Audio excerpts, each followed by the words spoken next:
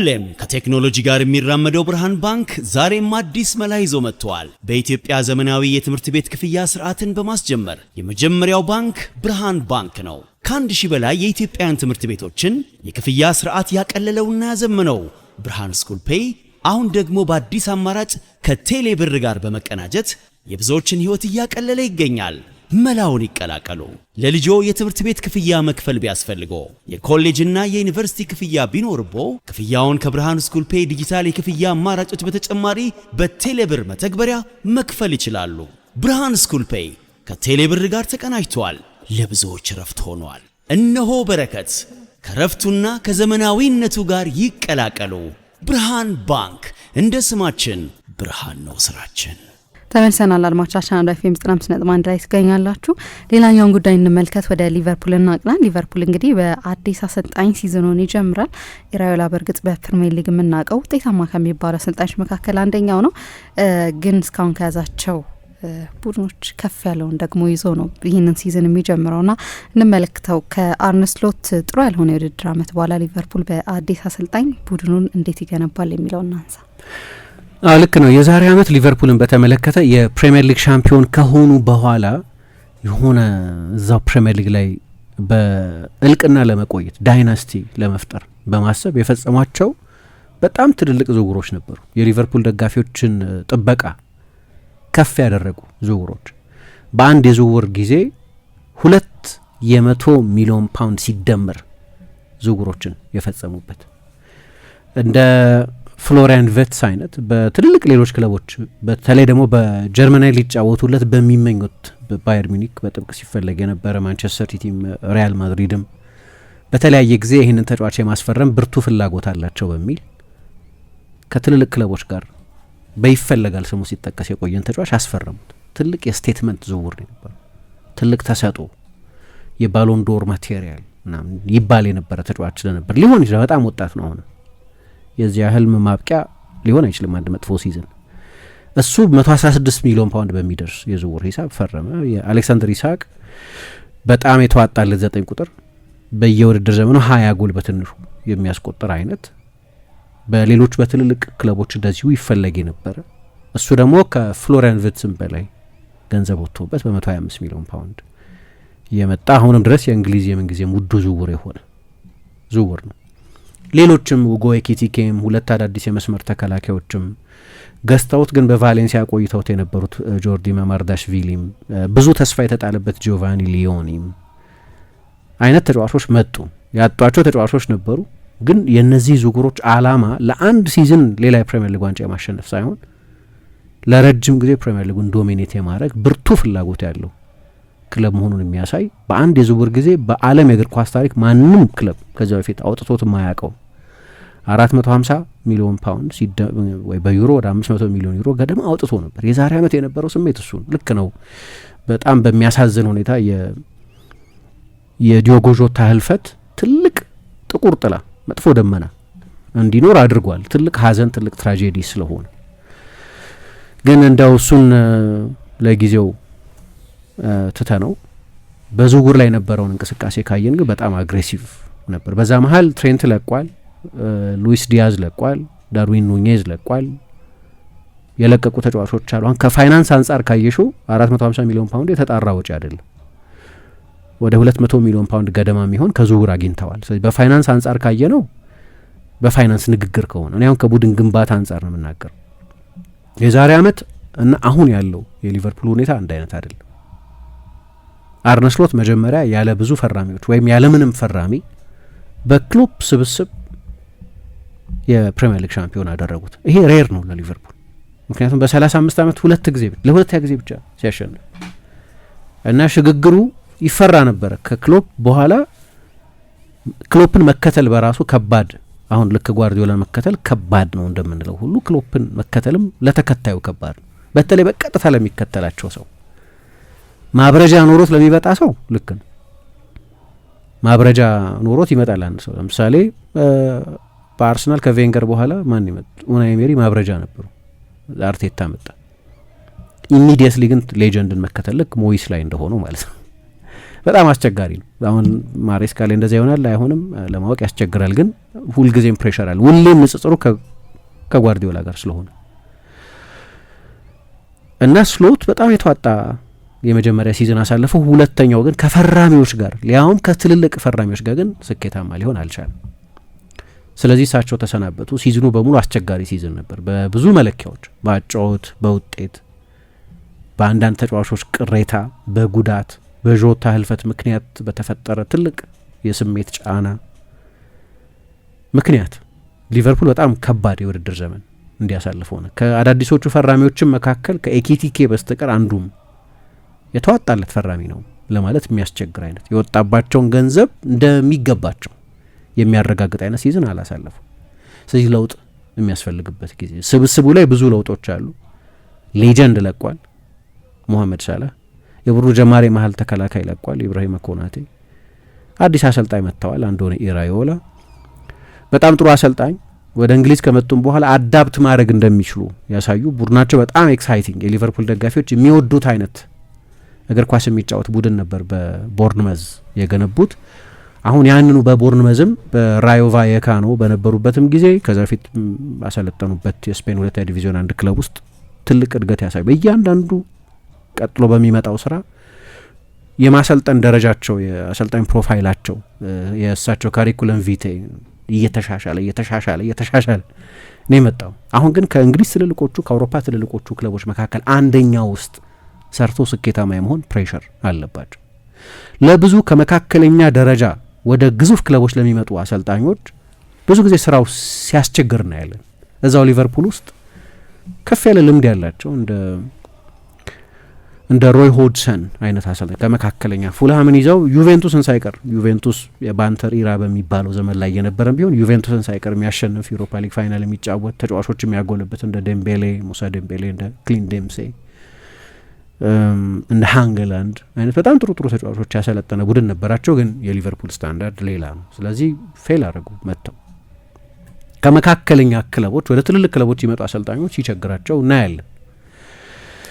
ያ ይቸግራቸው እንደሆነ ወይ ለስራው በትክክል የተሰፉ አሰልጣኝ መሆናቸውን የሚያሳዩበት የውድድር ዘመን ነው። ግን ለውጦች አሉ። እንደ ሞሐመድ ሳላህ አይነቱን ተጫዋች የመተካት አይነት ሸክም የመጨረሻ ሙሉ ሲዝኑ ላይ 29 የሊግ ጎል 18 የሊግ አሲስት የሰጠ እንግዳ የሆነ ቁጥር ላይ የደረሰ በሁሉም ውድድሮች ወደ 60 የሚጠጋ የጎል ኮንትሪቢዩሽን የነበረው ተጫዋች አሁን ያለፈው የውድድር ዘመን መጥፎ የነበረው ከሳላ ስታንዳርድ አንጻር ከሳላ ከለምር ነው መጠን አንጻር ለማንኛውም የፕሪሚየር ሊግ አማካይ ወይ ክንፍ ተጫዋች ቢሆን በፍጹም አንገት የሚያስደፋ ቁጥር አይደለም። ግን የሳላ ስታንዳርድ የ40 ጎል ስታንዳርድ የ50 ጎል ስታንዳርድ ነው። ቅድም ግን ስለ ማንቸስተር ዩናይትድ እንዳነሳሁት ሊቨርፑልንም በተመለከተ አሁን ይህንን ሲዝን ምን አይነት ቡድን ነው የሚያሳየን የሚለውን በተመለከተ የዝውውር ገበያው ከተጠናቀቀ በኋላ ነው የጠራ ምስል የሚኖረን። ምክንያቱም ሊቨርፑል ለምሳሌ ባርኮላን የማስፈረም ፍላጎት አለ። ባርኮላን ማምጣት የሊቨርፑልን የአጥቂ መስመር አዲስ ዳይሜንሽን ይጨምርበታል። ምንም ጥያቄ የለውም። ብዙ ገንዘብ የሚወጡበት በጣም ጥሩ ተጫዋች ነው። ተጨማሪ ተጫዋቾች በዝውውር ገበያው ሊፈጽሙ ይችላሉ። ልክ ሳይጠበቅ የሮናልድ አራውሆ መምጣትን እንደሰማ ነው ማለት ነው። ሮናልድ አራውሆ መጥቷል፣ ቪክቶር ሙኞዝ መጥቷል። የሚያመጧቸው ተጨማሪ ተጫዋቾች ይኖራሉ። በኋላ እናነሷለን የትኛው ቦታ ላይ ተጫዋች ማምጣት አለባቸው የሚለውን በተመለከተ። ግን ያለፈው የውድድር ዘመን መጥፎ እንዲሆን ግን ምክንያት የሆኑ በርካታ ለምሳሌ ኢሳቅን አሁን ኢቫሉዌት ማድረግ ያስቸግረኛል። ባለፈው የውድድር ዘመን እስካሁን የተሳካ ፈራሚ አይደለም፣ ግን ሚቲጌቲንግ ፋክተርስ አሉት። ለምሳሌ አሁን እያደረገውን አላደረገም። የዛሬ ዓመት አሁን እያደረገ ያለው የቅድመ ውድድር ዘመን ዝግጅት ላይ መሳተፍ ነው። የቡድኑ አጫወት ላይ ሲንክሮናይዜሽን ላይ ኮሄዥን ውህደት ላይ መስራት የሚችልበት እድል አለው። የዛሬ ዓመት ትልቅ የዝውውር አጀንዳ ነው የነበረው እና ከኒውካስልም ጋር ጭምር ልምምድ እየሰራ አልነበረም። እንዲያውም የቡድን ልምምድ አልሰራም ጭራሽ። ከዛ ደግሞ ወደ ሊቨርፑል እንደመጣ ተጎዳ። 3 ወይ 4 ጉዳቶች ገጥሞታል ሲዝኑን በሙሉ እና አልተጫወተም። 5 ጎል አስቆጠረ፣ 6 ጎል አስቆጠረ። በዛ ብቻ በግርድፍ ቁጥሩ ብቻ ካየነው መጥፎ ሲዝን ግን እንትን አለው አውድ አለው። አስቸጋሪ ሲዝን ነበር ለአዳዲሶቹ ተጫዋቾችን። በአንድ ጊዜ ደግሞ ብዙ ለውጥ አንድ ቡድን ላይ ማድረግና አዳዲስ የመጡትን ተጫዋቾች አንድ ላይ አዋህዶ የተዋሃደ መልክ ያለው ቡድን መስራትም አስቸጋሪ ነው። በአንድ ጊዜ የመጀመሪያ አሰላለፍ ላይ ከ3 በላይ ለውጥ ማድረግ ችግር ያመጣል። ብዙ ጊዜ የቡድን ዳይናሚክስ ያዛባል፣ የመልበሻ ክፍል ስሜት ይለውጣል፣ ያጫወት ለውጥ ስኬታማ የሆንሽበትን ያጫወት ለውጥ ያመጣል። እና ደግሞ በዝውውር አንዳንድ ቁልፍ ስህተቶች ሰርተዋል። እንደ ሉዊስ ዲያዝ አይነቱን ለፕሪሚየር ሊግ ሻምፒዮንነታቸው በጣም ቁልፍ ሚና የነበረውን ተጫዋች አልተኩትም። የክንፍ ተጫዋች አላመጡ። ለረጅም ጊዜ ቸል ብለውት ቆይተዋል ያንንም ቦታ። ስለዚህ ብዙ ገንዘብ ቢያወጡም ከዛ አይነት ኢንቨስትመንት በኋላ ጥርጣሬ የሚያስነሳ ስኳድ ነው የነበረው ሊቨርፑል። እንደዛ ይሆናል ብለን አልገመትንም እንጂ ደግሞ ሲዝኑ ሲጀምር እኮ ከ5 አሸንፎ ማክሲመም ነጥብ ይዞ ነው የጀመረው። እንዲያውም ያን የነበረን ግምት እነዚህ ተጫዋቾች በደንብ ሲዋሃዱ ቡድኑ ሲብላላማ እንዲያውም በቃ የሚያቆሙ አይኖርም ነው የነበረው ግምት። ከዚህ በተቃራኒ ሆነ እንጂ አሁን የአዲስ ዘመን መጀመሪያ ነው። እንደ ኢሳቅ አይነቶቹ ተጫዋቾች እንደ አዲስ ፈራሚ መቆጠር አለባቸው። አምና ነበረ ለማለት ስለሚያስቸግር አቬይለብልም አልነበረም በጉዳት ምክንያት። እነዚህ አድቫንቴጆች አሉ። ደግሞ ተመልሰን እናነሳለን። የሊቨርፑልን የቡድን ግንባታ እያነሳ እንገኛለን። አዎ ልክ ነው። ባለፈው የውድድር ዘመን የነበረውን ሁኔታ በጥቂት እየተመለከትን ነበር። ከ38 ጨዋታ 17 ጨዋታ ብቻ ያሸነፉበት ሻምፒዮን የሆነ ቡድን በሚቀጥለው የውድድር ዘመንም ሻምፒዮን ለመሆን ከፍ ያለ ግምት የተሰጠው በአንድ የዝውውር ጊዜ 2 ጊዜ የብሪታንያን የዝውውር ክብረ ወሰን ላሻሻለ እና ከፍተኛ መጠበቅ ለነበረው ቡድን በጣም መጥፎ ነበር። እንዳልኩት 5ቱን ጨዋታዎች በማሸነፍ ነበር የጀመሩት። እንግዲህ ሰው የተለያየ ትርጉም ሊሰጣቸው ይችላል። ለምሳሌ ባለቀ ሰዓት በተከታታይ ጨዋታ የምታሸንፊ ከሆነ ይሄማ የሻምፒዮኖች ቡድን ምልክት ነው የሚል ንባብ ሊኖርሽ ይችላል። ምክንያቱም ቦርንመዝን፣ ኒውካስልን፣ በርንሌይን፣ አርሰናልን ከ5ቱ ድሎቻቸው መካከል 4ቱ እንደዚህ ናቸው። 5ኛው ኤቨርተንን 2-1 በአንፊልድ በውጥረትም ቢሆን ያሸነፉበት እና ሲያሸንፉም ይሄማ አያዛልቅም። አንድ ቡድን ባለቀ ሰዓት በተከታታይ እንደዚህ አይነት ውጤቶች እያመጣ መቀጠል አይችልም። ሰስቴይነብል አይደለም፣ የሚያዛልቅ አይደለም ሊል ይችላል አንድ ሰው። ብዙ ጊዜ ግን ሻምፒዮን የሚሆኑ ቡድኖች እንዲህ አይነት ባህሪ እስከ መጨረሻው ተጋድሎ የማሸነፍ ባህሪ ያላቸው የሚል ሰው ሊኖር ይችላል። ያን የነበረን ግምት ሊቨርፑል ተጫዋቾቹ ሲዋሃዱ ኢሳቅ ገና አልጀመረም። ፍሎሪያን ቪትስ ሊግ የጨዋታ ስታይል ሀገር ምናምን የቀየረው። ስለዚህ ሲላመድ ጊዜ ሲያገኝ ሁሉንም ተጫዋቾች በተመለከተ በተመሳሳይ ሁኔታ በደንብ ሲብላላ ይሄ ቡድን እንዲያውም የበለጠ እንደዛ በጭንቀት በድራማ ያለቀ ሰዓት ጎሎች ምናምን ሳይሆን በሚያስተማምን ሁኔታ ያሸንፋል የሚል ግምት ነው በአብዛኛው ሰው በኩል ነበር። በደንብ ገና አልተዋሃደም። የማሸነፋቸውን አይነት የሚመስሉ ተከታታይ የመጨረሻ ደቂቃ ሽንፈቶች ደግሞ በተከታታይ መጡባቸው። ሊቨርፑልን ባለፈው የውድድር ዘመን አንዱ የሚያብራራው የመጨረሻ ደቂቃ ድራማዊ የድል ወይም የሽንፈት ጎሎች ናቸው። በክሪስታል ፓላስ ሲሸነፉ ባለቀ ሰዓት፣ በቼልሲ ሲሸነፉ እንደዚሁ ባለቀ ሰዓት፣ በማንቸስተር ዩናይትድ ሃሪ ማጓየርን ጎል አስቆጥሮ ሲሸነፉ እንደዚሁ በመጨረሻዎቹ ደቂቃዎች፣ ከዛ በብሬንፎርድ 3-2 ሲሸነፉ እንደዚሁ ድራማዊ ሽንፈቶች ደግሞ ተሸነፉ እና በጣም ወጥ ያልሆነ በድላቸውም ጊዜ በሽንፈቶቻቸውም ጊዜ እንደዚህ አይነት ባህሪ የነበረው ደግሞ የጉዳቶቹን መጠን መርሳት የለብንም። ብዙዎቹ ተጫዋቾች አቬይለብል አልነበሩም። አሊሰን ቤከር ለምሳሌ ለበርካታ ጨዋታዎች ባለፈው የውድድር ዘመን አልነበርም እና በፊት ኪቪን ኬለኸር በጣም ጥሩ 2 ቁጥር ነበር። ማማርዳሽቪሊ ችሎታውን በተመለከተ ጥርጣሬ ባይኖርም ግን በአሊሰን ቤከር ደረጃ የነበረ ወይም ልክ እንደ ኬለኸር አይነት አስተማማኝ 2 ቁጥር አልነበርም። ኮነር ብራድሊ ያለፈው የውድድር ዘመን ላይ ፍሪምፖንግ ቢመጣም ነገር ግን በርካታ ጨዋታዎችን ይጀምራል ተብሎ የተገመተው ኮነር ብራድሊ እንደገና በጉዳት የተመታ የውድድር ዘመን ነበረው። ለጀረሚ ፍሪምፖንግ ቅድም ስለ ፍሎሪያን ቪትስ እንዳልኩት እንደም ከፍሎሪያን ቪትስም የበለጠ ሌላ አይነት ሚና እንዲሰጠው ከዊንግ ባክነት አንዳንድ ጨዋታዎች ላይ በታክቲክ አስፈላጊነት የቀኝ 10 ቁጥር ሆኖ ሲጫወት የቆየን ተጫዋች የመከላከል ድክመት እንዳለበት የሚታወቅ ተጫዋች የቀኝ መስመር ተከላካይ እንዲሆን ሆነ። እንዳነሳሁት የሞሐመድ ሳላህ የብቃት መውረድ ደግሞ በራሱ ምክንያት ብቻ አይደለም።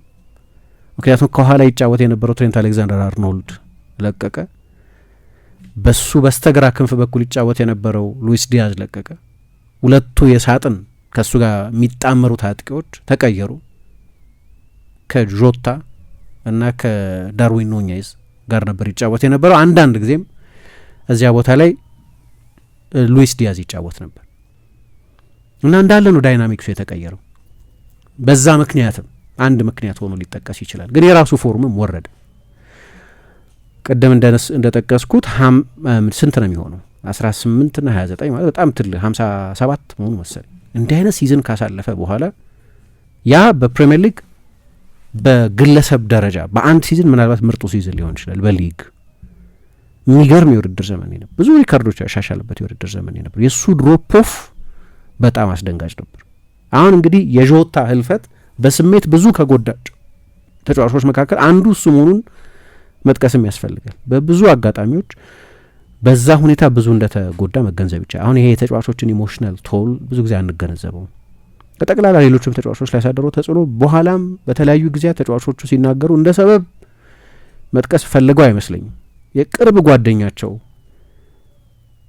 የሆነ ሰው ነው ህይወቱ ያለፈው እና በልምምድ ሜዳ ላይ የሚሆን በጨዋታዎች ጊዜ በእያንዳንዱ 20 ደቂቃ የሊቨርፑል ደጋፊዎች ስሙን እየጠቀሱ ይዘምሩ ነበር። የዲዮጎ ዦታን ስም ልርሳው ብትይም የማይረሳ ነው። መልበሻ ክፍል ውስጥ ሎከር ሩም ውስጥ እሱ ይቀመጥበት የነበረው የመጨረሻው ሲዝን ላይ ይቀመጥበት የነበረው ሎከር ሩም ክፍት ነበር እና ከዛ ትዝታ ትውስታ መውጣት አይቻልም። የሆነ ጊዜ እንግዲህ አርነ ስሎት በደንብ ቃለ ምልልስ ሲሰጡ የምንሰማቸው ከሆነ ከዛ የሊቨርፑል የስንብት ቁስላቸው በደንብ በሚያገግሙበት ጊዜ እንገነዘብ ይሆናል እና ያለፈውን የውድድር ዘመን የመሰለባቸው ብዙ ምክንያቶች አሉ። ሚሎሽ ኬርኬዝ ራሱ መጀመሪያ በብቃትም በኋላ በጉዳትም የውድድር ዘመኑ የገፋ ሲሄድ እየተሻሻለ መጣ እንጂ እሱ ማጀማመር የኢሳቅም የፍሎሪያን ቪትስን በተለያዩ ሁኔታዎች ጥሩ የውድድር ዘመን አልነበር። በቃ ደህና ሲዝን ያሳለፈ አንድ ተጫዋች ዶሚኒክ ዞቦዝላይ ብቻ ነው የነበረው እና ኤኪቲኬ ከሁለቱ በስተቀር እንደዛ አልነበርም። አሁን ይሄኛው የውድድር ዘመን ሲጀመር እንግዲህ ባለፈው ጃንዋሪ ያስፈረሙት ጀረሚ ዣኬ የቡድኑ አባል ነው። በቀደም ከኮሞ ጋር በነበረው ጨዋታ 2 ጊዜ ነው ከኮሞ ጋር የተጫወቱት። በአንፊልድም በልምምድ ሜዳቸውም ላይ ጎል አስቆጥሯል። እስከ 60 ሚሊዮን ፓውንድ የሚደርስ ገንዘብ የተከፈለበት አዲስ ተከላካይ ነው። በጣም ተስፋ ያለው 5 ቁጥር ለባሽ ሆኗል። ቨርሳታይል ነው፣ የተለያዩ ቦታዎች ላይ መጫወት ይችላል። ለቪክቶር ሙኞዝ 34.5 ሚሊዮን የከፈሉት እንደ ኤፌኒ እንዱኬው የሚባል ወጣት ተጫዋች አምጥተዋል። ሮናልድ አራውሆ እንደዚሁ ለመከላከል ከቨር ተብሎ መጥቷል። ነገር ግን የዝውውር ገበያው ላይ እስካሁን ድረስ መልስ ያልሰጡባቸው በተለይ እንደ መሐመድ ሳላህ አይነት በጣም ከፍተኛ የጎል ፕሮዳክሽን ያለው መሐመድ ሳላህ አይነት ተጫዋች ማምጣት አይችሉም። ያንን ቁጥር መድገም የሚችል ተጫዋች ማምጣት አይችሉም። በጣም ከፍተኛ የጎል ፕሮዳክሽን የነበረው ግን ሌሎች ተጫዋቾች ያንን ኃላፊነት እንዲጋሩ በማድረግ ግን ያንን ቦታ መሸፈን ይቻላል። እንደዚህ አይነት በጣም የተለዩ ተጫዋቾችን እነሱን በሚመስል ተጫዋች መተካት ያስቸግራል። መሐመድ ሳላህን የሚመስል ተጫዋች ገበያው ላይ ማስፈረም አይቻልም። በቃ ወይ ላሚን ያማልን ካመጣሽ አይደል ወይ ዴምቤሌን ካመጣሽ እንዲህ አይነት ተጫዋች ካላመጣሽ በስተቀር በሱ ካሊበር በሱ ጥራት በሱ ችሎታ ላይ ያለ ተጫዋች ልታመጫት አይቻልም። ሊሆን የሚችለው ግን ለምሳሌ ፍሎሪያን ቪትስ ይሄኛው ሁለተኛው ሲዝኑ ነው። ስለዚህ የፕሪሚየር ሊጉን ዲማንድ ይላመደዋል።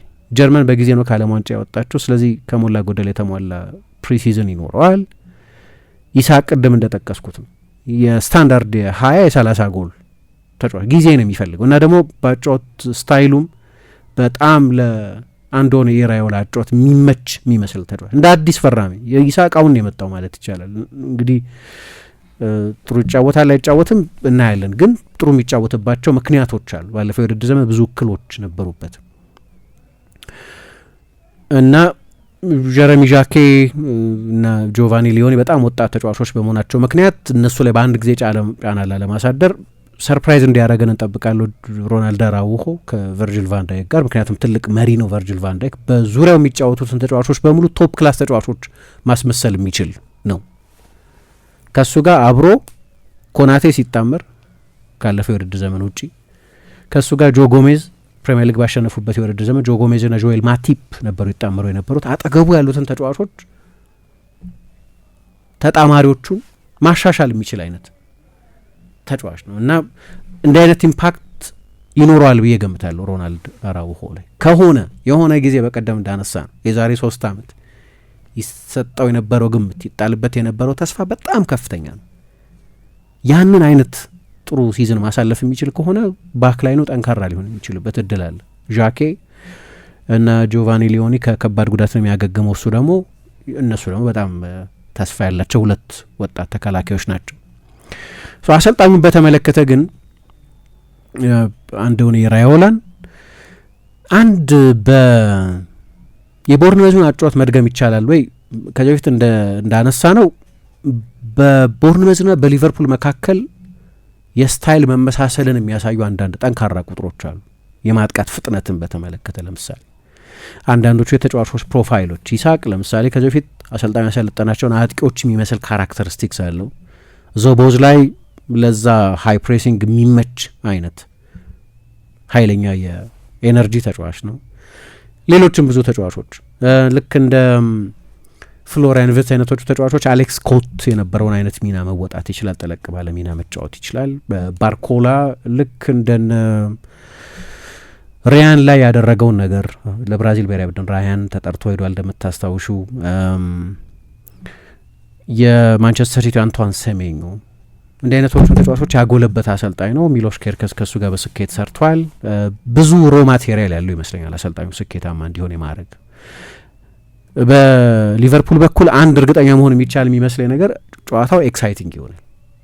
የሊቨርፑል አጫወት ባለፈው የውድድር ዘመን ጣዕም የለሽ አጫወት፣ በተለይ በአንፊልድ ደጋፊዎች ውጤቱ ምንም ይሁን ምን አጫወቱ ሰለቸን ብለው አሰልጣኙ ላይ የተቃውሞ ድምጽ እስኪያሰሙ ድረስ በኋላ ደግሞ ምንድነው ዲፓርቲንግ ሾት የሚባላል ተማቶ መልቀቅ ስለፈለገ ሊሆን ይችላል ከአሰልጣኙ ጋር በነበረው ጥሩ ያልሆነ ግንኙነት ምክንያት መሐመድ ሳላ ይሄ ሄቪ ሜታል እግር ኳስ መመለስ አለበት። በቃ የሊቨርፑል መገለጫ እሱ መሆና የክሎፕ ፉትቦል ማለት ነው።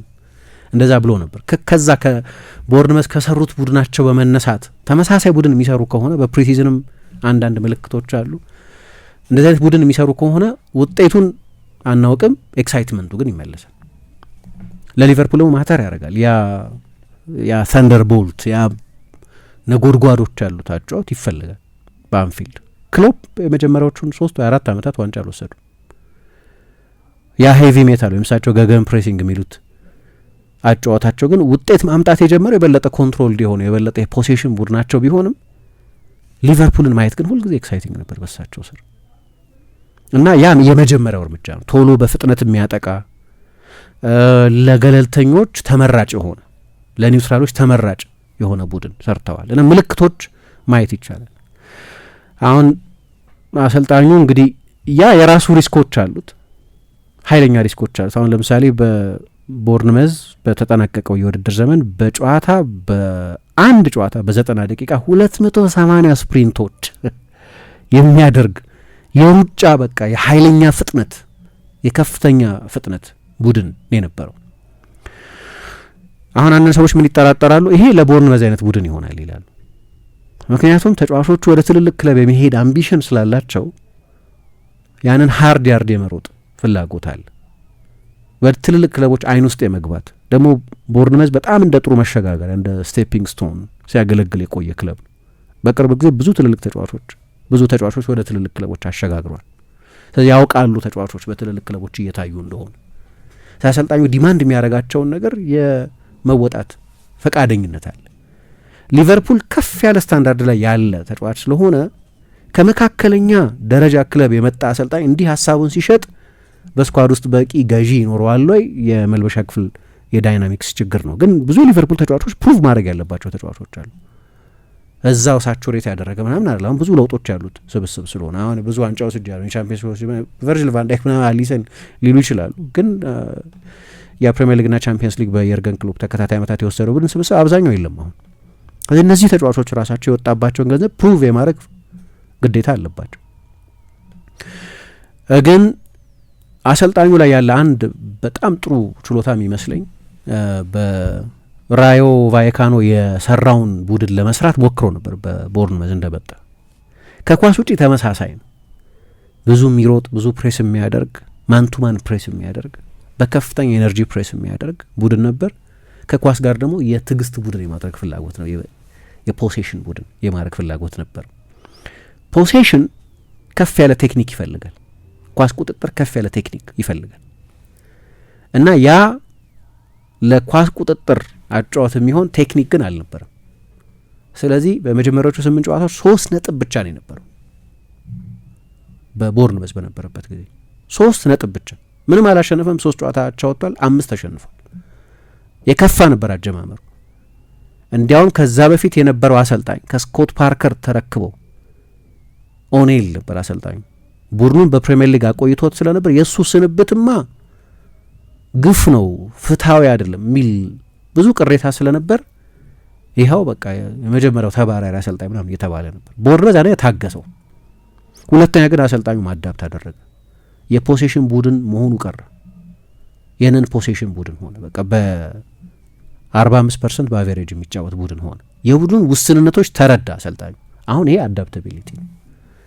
ስለዚህ ሊቨርፑልም ውስጥ አንዳንድ በቦርንመዝ የሰራቸው ግን በሊቨርፑል ላይደገሙ የሚችሉ አይነት ነገሮች አሉ።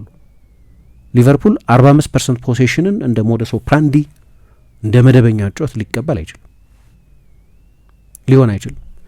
ደግሞ አሰልጣኙ ፖሴሽኑ ከፍ ሲል ይቸገራል። ከዚህ በፊት እንዳነሳሁት እሱንም አዳፕት ማድረግ አለበት። ሊቨርፑል የግዴታ ለምሳሌ በሜዳው ከሃል ሲቲ ጋር ሲጫወት፣ ከኮቨንትሪ ሲቲ ጋር ሲጫወት ወይ ከብዙዎቹ ቡድኖች ጋር በሜዳው ሲጫወት ፖሴሽን መብለጥ አለበት። እንደ ቦርንመዝ የመልሶ ማጥቃት ቡድን ብቻ ሊሆን አይችልም። ስለዚህ የቡድኑ የኳስ ቁጥጥር ጥራት ከፍ ማለት አለበት። በጎ ነገር በቦርንመዝ እነዛ ተጫዋቾች ካልነበሩት በሊቨርፑል ግን አሉት ለኳስ ቁጥጥር የሚሆኑ። በተጠናቀቀው የውድድር ዘመን ሊቨርፑል በፖሴሽን አንደኛ ነበር። የፖሴሽን ቡድን ግን በተዋጣለት ሁኔታ ከፍ ባለ ዲማንድ ሰርቶ አያውቅም አሰልጣኙ። ስለዚህ ያንን ማሳየት አለበት። ምክንያቱም ለእኔ ለሊቨርፑል ስኬት የሚመስለው በዚህ የውድድር ዘመን አንደኛ ጨዋታው ደማም ሲሆን፣ ውብ ሲሆን፣ የደም ዝውውርን የሚያፋጥን ሲሆን ይፈለጋል በሊቨርፑል። ሁለተኛ ሌላ ልክ እንደ ባለፈው የውድድር ዘመን እስከ መጨረሻው ሳምንት ድረስ በቻምፒየንስ ሊግ ይሳተፋል ወይ አይሳተፍም የሚል ጭንቀት ሳይኖርበት ለዋንጫ ኮምፒት ካደረገ ኦፍኮርስ ዋንጫም ከወሰደ ምንም ጥያቄ የለውም። ግን ሶሊድ የሆነ የቻምፒየንስ ሊግ ቦታን የሚያገኝበት ሲዝን፣ የቡድኑ አጫዋት የሚሻሻል ከሆነ እንደገና ተስፋ የሚጣልበት ቡድን ወደ መሆን እንደገና የገለልተኛ ተመልካቾችም የሚወዱት ቡድን መሆን ስኬት ይመስለኛል። አሁን ለሊቨርፑል ይገባኛል ከግዝፈቱ አንጻር ከታሪኩ አንጻር ዋንጫ ከመውሰድ ያለፈ ሲዝን ጥሩ ሲዝን ላይባል ይችላል። ግን ከሎ ባር ነው እየመጡ ያሉት፣ ከባለፈው የውድድር ዘመን አይነት ነው እየመጡ ያሉት እና ብዙ ነገሮች የሚለወጡበት አዲስ የጨዋታ ባህል የሚገነባበት የውድድር ዘመን ግን ተስፋ ያለ ይመስለኛል። ምናልባት አንዳንዴ እኔ እንደ ባህሪ ሲዝን ከመጀመሩ በፊት እያንዳንዱን ቡድን በተመለከተ ተስፈኛ ሆኜ ነው የምጀምረው። የኔ ባህሪ ወይ ተፈጥሮ ይሆናል የኔ ማይንድ ሴት ምናምን ሊሆን ይችላል። እንትን ክሪቲካል መሆን ያቅተኛል ሳላይ ካየሽ በኋላ የጠበቅሽው ነገር ትክክል እኮ ላይሆን ይችላል። ግን ሁሉንም ቡድን በተጠይቅኝ ምናልባት አሁን ጥርጣሬ የበለጠ አሉታዊ ኮንኩ መሆኑ ማንቸስተር ሲቲ ላይ ነው። ማንቸስተር ሲቲ ላይ አሉታዊ መሆነው በጣም በርካታ እንደ ጓርዲዮላ አይነት ትልቅ አሰልጣኝ ስለለቀቀባቸው እንደ ሮድሪ አይነት እንደ ቤርናርዶ ሲልቫ አይነት እንደ ጆን ስቶንስ አይነት በጣም ትልልቅ ለውጦች ስላሉ ሊቨርፑልን በተመለከተ ብዙ ፖዚቲቭ ነኝ። ይህንን የውድድር አሰልጣኙ በጣም የምወደው አሰልጣኝ ነው። በአስተሳሰቡም በህይወት ላይ ባለው መርህም ቡድኑ ለመጫወት በሚመርጠው ስልትም ምክንያት እንደ ገለልተኛ ተመልካች የኔ ፌቨራይት ቡድን ነበር ለማለት እችላለሁ። ግን በቀጥታ ለዋንጫ ይፎካከራል ለማለት ግን አሁን ገና ሲዝኑ ሳይጀመር ገና አንድ ጊዜ ኳስ ሳይመታ ፕሪሚየር ሊግ ሳይጀመር ምንም ሳናይ ግን መነሻችን አንደኛ ያለፈው የውድድር ዘመን፣ ሁለተኛ ዝውውሮቹ፣ ሶስተኛው አሰልጣኙ አይደል? እነዚህ ነገሮች ናቸው መነሻ የሚሆኑ እና ከነዚህ መነሻነት የጨዋታው ስታይል የበለጠ ኤክሳይቲንግ እንደሚሆን አምና ጥሩ ያልነበሩ አዳዲስ ፈራሚዎች ዘንድሮ ጊዜ ስላገኙ ኢንቫይሮንመንቱም ስለተለወጠ አሰልጣኙም ስለተለወጠ በአሰልጣኙ ለውጥ ምክንያት የሚለወጥ አጫወት ስለሚኖር ኢሳቅ፣ ቬት፣ ኬርኬዝ፣ አሌክሲስ መካሊስተር የዓለም ዋንጫ ላይ ጥሩ ተጫዋች መሆኑን አሳይቷል። ብዙ የሊቨርፑል ደጋፊዎች ደስተኞች አልነበሩም። እንዲያውም በነ ሳላህ መውረድ ላይ በነ ኮናቴ ስተት ማብዛት ላይ አተኮርን እንጂ እሱም መጥፎ ሲዝን ነበር ያሳለፈው ይላሉ። እሱም ፕሪ ሲዝን አልነበረውም እንደምታስታውሱ። የዓለም ዋንጫ ላይ ግን አይተናል አሁንም በጣም ጥሩ ተጫዋች መሆኑ። አምና ጥሩ ያልነበሩ ብዙ ተጫዋቾች ዘንድሮ ጥሩ መሆን የሚችሉበት እድል ያለ ይመስለኛል። ያ የዲዮጎ ጆታን ጉዳይ መርሳት የለብንም። ግን ከሎ ባር ነው እየመጡ ያሉት። ከመጨረሻዎቹ 10 ጨዋታዎች 3 ብቻ አሸንፈው ነው እየመጡ ያሉት። ስለዚህ ሌላ በጣም ጥሩ የቻምፒየንስ ሊግ ሲዝን፣ በቻምፒየንስ ሊግም ጥሩ መጓዝ። ምክንያቱም የሊቨርፑል የቅርብ ዓመታት የቻምፒየንስ ሊግ ጉዞ ጥሩ አይደለም። ዘንድሮም ባለፈው የውድድር ዘመን በፔዤ የተሸነፉበት መንገድ በተለይ በዚህኛው የውድድር ዘመን ደግሞ በጣም ከፍተኛ ልዩነት በሁለቱ ቡድኖች መካከል እንዳለ ታይቶ በኖካውት ውድድሮችም የበለጠ ብዙ ርቀት መሄድ ፖዚቲቭ ሊሆን ይችላል። ትልቁ ፍርሃቴ ግን ምንድን ነው መሰለሽ የክለብ ቡድን ማሸነፍ የጀመረው የኳስ ቁጥጥር ቡድን መሆን ከጀመረ በኋላ ነው። የ2019 ቻምፒየንስ ሊግ፣ የ2020 ፕሪሚየር ሊግ ልክ በዛ ሄቪ ሜታል ፉትቦል ሳይሆን የጓርዲዮላን በመሰል አጨዋወት የበለጠ ኮንትሮል ማድረግ ጨዋታ መቆጣጠር በሚችል ቡድን አሁን በዚህ ውድድር ዘመን በፕሪሲዝን ካየሻቸው አንዳንዶቹ ጎሎች የዛ ሃይ ሪስክ አጨዋወት የወለዳቸው ጎሎች ናቸው ሊቨርፑል ላይ የተቆጠሩ ያሉት። ግን ፕሪሲዝን ነው፣ ስለዚህ ይገባኛል፣ ዳይናሚክሱ ይገባኛል። ግን አጨዋወቱ እንዲህ አይነት ብዙ ጎል የመቆጠር ጨዋታዎች የሳጥን ጨዋታዎች የመምሰል ጨዋታ መቆጣጠር እንዳትሲ የማድረግ አዝማሚያ ያለው እንዲህ አይነቱ አጨዋወት ብዙ ሪስክ የሚወሰድበት ስለሆነ ብዙ ትራንዚሽን ስላለው ስለዚህ የበለጠ ኳስ መቆጣጠር የሚችል ቡድን መልክ ማሳየት አለበት። ጨዋታው የበለጠ የሚያዝናና መሆኑ የሚጠበቅ መሆኑ እንደተጠበቀ ሆኖ ስለዚህ ጥሩ አሰልጣኝ በግለሰብ ደረጃ ተጫዋቾች ማሻሻል የሚችል ኤክሳይቲንግ እግር ኳስ መጫወት የሚችል ቡድን ነው። በዝውውር አንዳንድ አንድ እንግዲህ ሲኒየር ተከላካይ ከዚህ በኋላ እንኳን የሚገዙ አይመስለኝም፣ ግን የክንፍ ተጫዋቾች መጨመር አለባቸው። ቢያንስ አይዲያሊ አንድ አማካይ ቢጨምሩ ጥሩ ነው። የባርኮላ ዝውውር ሄዶ የሚቀር አይመስልም። ያ ደግሞ ጋክፖ እንዲለቅ ያደርገዋል ይመስላል፣ ወደ ቶተንሃም ይሄዳል እየተባለ ስለሆነ እንደሚለቁ ተጫዋቾች አዲስ ፉልባክ ሴሚካስ የሚለቅ ከሆነ አዲስ ፉልባክ ሊያስፈልጋቸው ይችል ይሆናል። ግን በጣም ቀጥተኛ የክንፍ ተጫዋች አምጥተዋል፣ እንደ ሙኞዝ አይነት። ባርኮላ ሌላ ዳይሬክት ተጫዋች ነው። ሊቨርፑል አጥቶ ነበር እንደ አይነት ተጫዋቾች። አንድ ሴንትራል አማካይ ቢጨመር ጥሩ ሊሆን ይችላል። ስለዚህ ጥሩ እግር ኳስ እጠብቃለሁ። እሱ ላይ እርግጠኛ መሆን የሚቻል ይመስለኛል። ጥሩ እግር ኳስ ሁሌም ከቴክኖሎጂ ጋር የሚራመደው ብርሃን ባንክ ዛሬም አዲስ መላ ይዞ መጥቷል። በኢትዮጵያ ዘመናዊ የትምህርት ቤት ክፍያ ስርዓትን በማስጀመር የመጀመሪያው ባንክ ብርሃን ባንክ ነው። ከ1000 በላይ የኢትዮጵያውያን ትምህርት ቤቶችን የክፍያ ስርዓት ያቀለለውና ያዘመነው ብርሃን ስኩል ፔይ አሁን ደግሞ በአዲስ አማራጭ ከቴሌ ብር ጋር በመቀናጀት የብዙዎችን ሕይወት እያቀለለ ይገኛል። መላውን ይቀላቀሉ። ለልጆ የትምህርት ቤት ክፍያ መክፈል ቢያስፈልጎ የኮሌጅና የዩኒቨርሲቲ ክፍያ ቢኖርቦ ክፍያውን ከብርሃን ስኩል ፔይ ዲጂታል የክፍያ አማራጮች በተጨማሪ በቴሌብር መተግበሪያ መክፈል ይችላሉ። ብርሃን ስኩል ፔይ ከቴሌብር ጋር ተቀናጅቷል። ለብዙዎች ረፍት ሆኗል። እነሆ በረከት ከረፍቱና ከዘመናዊነቱ ጋር ይቀላቀሉ። ብርሃን ባንክ፣ እንደ ስማችን ብርሃን ነው ስራችን።